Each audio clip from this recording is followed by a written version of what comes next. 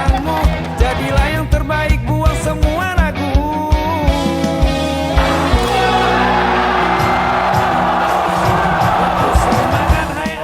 Pada kesempatan PON ke-21 Sumut Aceh ini, kami dari pihak kepolisian, khususnya Polres Aceh Timur, sudah menyiapkan pengamanan untuk mensukseskan pelaksanaan PON di Aceh Timur ini, yaitu di cabang olahraga sepak takraw.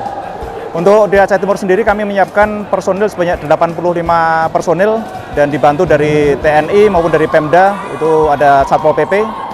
Kemudian sudah kami persiapkan di Polres yang standby sebanyak 20 personil untuk membantu menjaga situasi Kamtipmas sehingga seluruh pertandingan di sepak takraw ini bisa berjalan dengan lancar dan seluruh ofisial maupun pemain yang berada di Aceh Timur tetap dalam kondisi aman dan nyaman selama berada di Aceh Timur ini.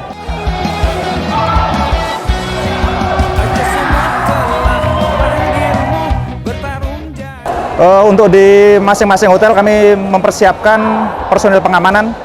Di masing-masing hotel ada 2 personil, termasuk dari kami juga melaksanakan patroli ke masing-masing hotel tersebut untuk menjamin keamanan ataupun kenyamanan dari ofisial dan pemain yang ada di Aceh Timur ini.